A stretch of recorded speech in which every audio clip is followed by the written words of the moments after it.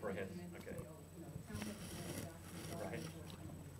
Okay. So just in terms of how radio views Pandora, I think that for one, they're not monolithic. Different radio conglomerates are reacting differently to internet radio. Some are more aggressive about it than others.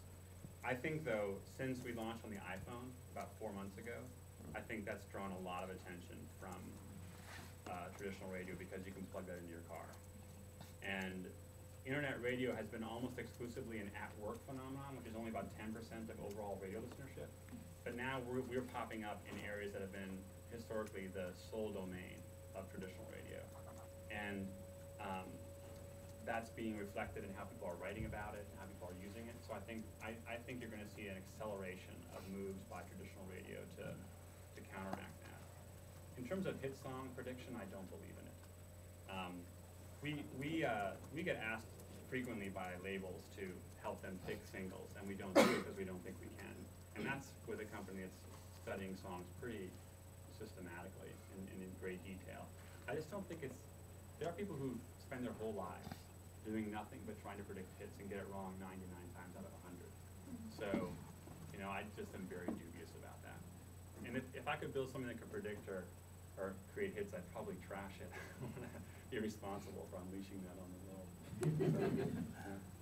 Like, I know it would probably be impossible to generalize about this, but like, do people's musical taste develop when they listen to Pandora? Isn't that something that you try to calculate at all? So the question is, do listeners' taste develop by listening to Pandora? We don't have any evidence really to sort of to back that up.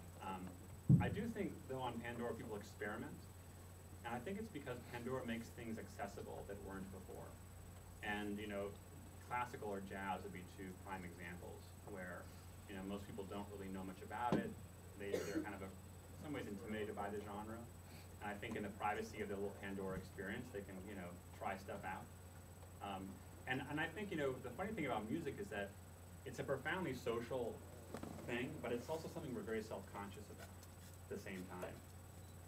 I had a really funny exchange with someone a little while ago who wrote in an email and he said, "Tim, I'm really pissed at you.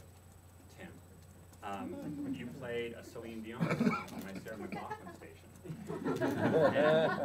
And so I wrote back and I said, "Well, okay, did it not belong musically?" And he wrote back, and it was a he. He said, no, it fit, but it was Celine Dion. And so I wrote back and I said, well, okay, maybe it was the playlist. Did it not?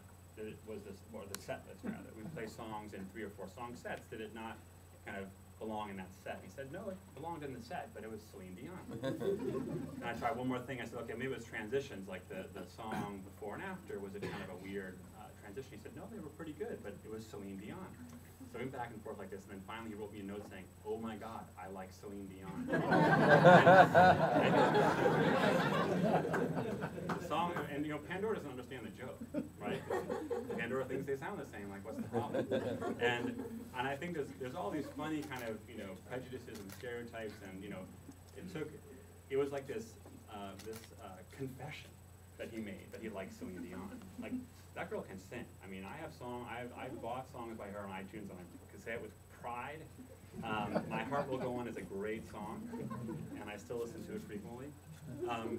But I think, you know, people have a funny disposition towards music, and I think Pandora kind of breaks that up a little bit, because it's, you know, it's so objective.